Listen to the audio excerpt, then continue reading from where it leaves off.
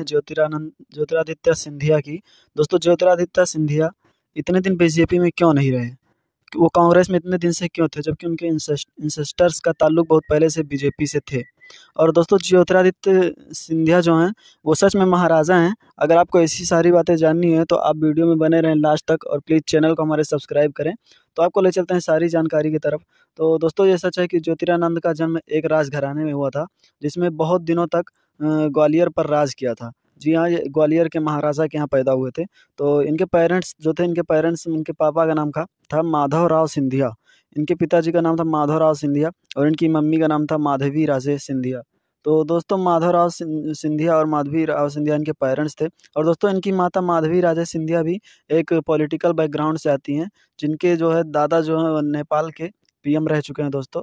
और जो इनकी मम्मी के जो दादा थे, वो नेपाल के पीएम शमशेर जंग बहादुर राणा थे। जी हाँ। और ऐसी पॉलिटिकल बैकग्राउंड से पहले से ही बिलोंग करते हैं। और उनके ग्रैंड पेरेंट्स जो थे, इनके मतलब दादा और दादी जो थे, वो थे जीवाजी राव सिंधिया, और उनकी दादी का नाम था विजया राजे सिंधिया। तो इनके ग्रैंडफ़ादर जो जीवाजी राव सिंधिया जो थे, वो ग्वालियर के महाराजा थे। उनकी डेथ के बाद उनके पिता माधवराव सिंधिया ने चार्ज लिया था। बट इंडियन गवर्नमेंट में 1971 में ऐसी जो होता था, मतलब कि महाराजाओं का जो समय था वो ख़त्म हो गया। 1971 के बाद इनके शासन को हटा दिया गया था। और उसके बाद दोस्तों बताते हैं हम इनके बारे में।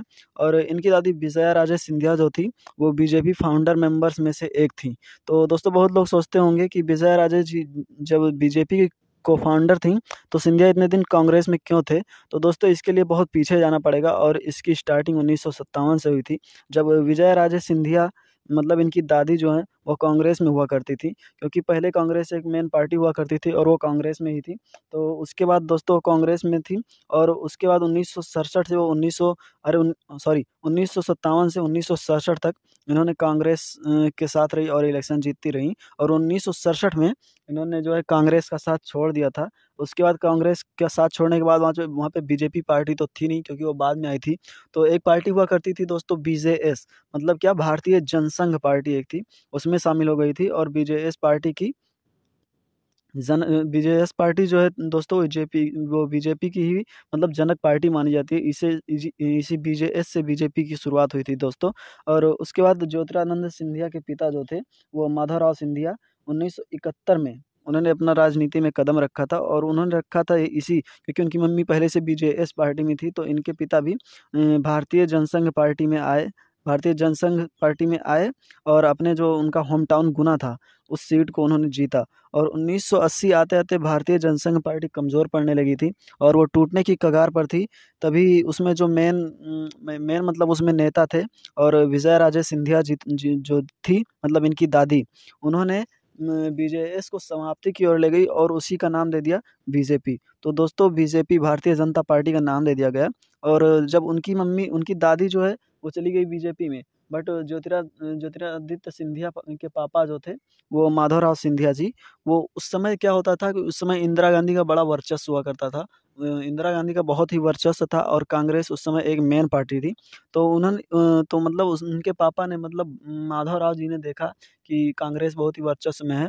तो उन्होंने बीजेपी में वो नहीं गए, वो बीजेपी में नहीं गए, वो सीधा कांग्रेस में चले गए।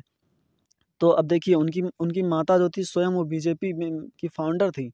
और उनका बेटा जो है, मतलब माधवराव जी, वो सीधे चले आए कहाँ, कांग्रेस पार्टी में चले आए। तब जो ये राजीव गांधी ने माधवराव सिंधिया को क्या किया था, वो वाजपेयी के खिलाफ, आप सोचिए वाजपेयी कितने बड़े नेता थे, उनके खिलाफ उनको इलेक्शन में उतारा था। वाजपेयी के खिलाफ माधवराव सिंधिया, उसके बावजूद वाजपेयी को उन्होंने बहुत ही बड़े मार्जिन से हरा दिया था, और 41 साल की उम्र में मिनिस्टर बन गए थे।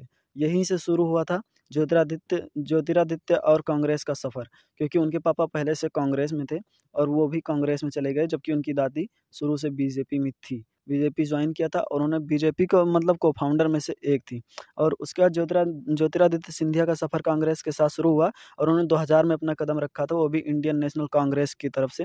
और इंडियन नेशनल कांग्रेस को उन्होंने ज्वाइन किया था, और उसके बाद वो राज्यसभा और लोकसभा दोनों के सदस्य रह चुके हैं। और 18 साल वो कांग्रेस पार्टी के साथ रहे, और कांग्रेस पार्टी के एक मेन नेता हैं। और कांग्रेस पार्टी को इतनी ऊंचाई पर ले जाने में उनका भी काफ़ी हाथ रहा है। लेकिन क्या हुआ कि अभी 10 मार्च 2020 में उन्होंने कांग्रेस को क्विट कर दिया। कांग्रेस को उन्होंने क्विट करने के बाद क्या किया, कांग्रेस को क्विट करने के बाद उन्होंने सीधा बीजेपी में अपना कदम रख दिया और बीजेपी में वो चले गए हैं और ऑफिशियली जी हाँ 11 मार्च को बीजेपी से जुड़ गए थे। तब अब यहाँ पे तब से उनका जो मतलब उनके और कांग्रेस के संबंध 2020 में ही ख़त्म हो गए थे और अभी वो बीजेपी से हैं और बीजेपी के एक मेन नेता हैं और वो मंत्री भी शायद बना दिए गए हैं। तो दोस्तों वीडियो आपको कैसी लगी? ऐसी इन्फॉर्मेटिव वीडियो जानने के लिए दोस्तों हमारे चैनल को सब्सक्राइब करें और बने रहिए हमारे साथ।